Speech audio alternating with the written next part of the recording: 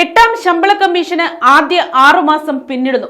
50 ലക്ഷം കേന്ദ്ര സർക്കാർ ജീവനക്കാർക്കും 69 ലക്ഷം പെൻഷൻകാർക്കും പ്രതീക്ഷ. കേന്ദ്ര സർക്കാർ ജീവനക്കാരുടെയും പെൻഷൻകാരുടെയും ശമ്പളവും ആനുകൂല്യങ്ങളും പരിഷ്കരിക്കുന്നതിനായി രൂപീകരിച്ച എട്ടാം ശമ്പള കമ്മീഷൻ തങ്ങളുടെ പ്രവർത്തനത്തിന്റെ ആദ്യ 6 മാസം പിന്നിടുന്നു.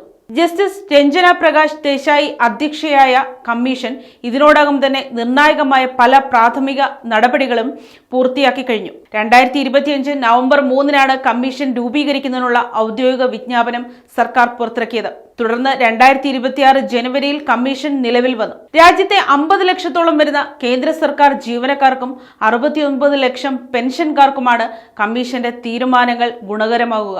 18 മാസത്തിനകം അന്തിമ റിപ്പോർട്ടും അതിനിടയിൽ ഇടക്കാല റിപ്പോർട്ടുകളും സമർപ്പിക്കാനാണ് കമ്മീഷന് ലഭിച്ചിരിക്കുന്ന നിർദ്ദേശം. കഴിഞ്ഞ 6 മാസത്തിനിടെ കമ്മീഷൻ കൈക്കൊണ്ട പ്രധാന നടപടികൾ ഇവയാണ്. ഏപ്രിൽ 10 മുതൽ കമ്മീഷൻ 20 കൺസൾട്ടന്റ് ഒഴിവുകളിലേക്കും ചില പാർട്ട് ടൈം തസ്തികകളിലേക്കും നിയമനം ആരംഭിച്ചു. കേന്ദ്ര സർക്കാർ ജീവനക്കാരുടെ ഉന്നത പ്രതിനിധി സഭയായ നാഷണൽ കൗൺസിൽ അഥവാ NCJCM തങ്ങളുടെ പ്രധാന ആവശ്യങ്ങളും നിർദ്ദേശങ്ങളും അടങ്ങുന്ന 51 പേജുള്ള വിശദമായ നിവേദനം ഏപ്രിൽ പകുതിയോടെ സമർപ്പിച്ചു.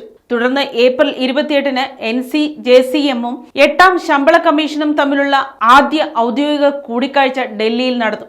മറ്റ് സംഘടനകളുമായും കമ്മീഷൻ ഏപ്രിൽ അവസാനത്തോടെ ഡൽഹിയിൽ ചർച്ചകൾ നടത്തി. ചർച്ചകൾക്കായി വലിയ തോതിൽ ആവശ്യങ്ങൾ ഉയർന്നതിനാൽ വരും മാസങ്ങളിൽ ഡൽഹിയിൽ കൂടുതൽ യോഗങ്ങൾ നടത്തുമെന്ന് ഏപ്രിൽ 24-ന് കമ്മീഷൻ വ്യക്തമാക്കി. ജീവനക്കാർ, പെൻഷൻകാർ, വിവിധ യൂണിയനുകൾ, സർക്കാർ വകുപ്പുകൾ എന്നിവരിൽ നിന്നുള്ള നിവേദനങ്ങളും നിർദ്ദേശങ്ങളും മെയ് 31-നകം സമർപ്പിക്കാനും കമ്മീഷൻ ആവശ്യപ്പെട്ടിട്ടുണ്ട്. വിവിധ സംസ്ഥാനങ്ങളിലും കേന്ദ്രഭരണ പ്രദേശങ്ങളിലുമായി ജീവനക്കാരിൽ നിന്നും സംഘടനകളിൽ നിന്നും നേരിട്ട് വിവരങ്ങളും നിർദ്ദേശങ്ങളും ശേഖരിക്കുന്നതിനായി വരും ദിവസങ്ങളിൽ കമ്മീഷൻ പരമ്പര യോഗങ്ങൾ സംഘടിപ്പിക്കും. കമ്മീഷൻ വെബ്സൈറ്റിലെ വിവരങ്ങൾ അനുസരിച്ച് മെയ് 4-5 തീയതികളിൽ പൂനെയിൽ യോഗം ചേരും. ഇതിനു പുറമെ മെയ് 18-19 തീയതികളിൽ ഹൈദരാബാദിലും, ജൂൺ 1 മുതൽ 4 വരെ ശ്രീനഗറിലും, ജൂൺ 8-ന് ലഡാക്കിലും കമ്മീഷൻ സന്ദർശനം നടത്തും.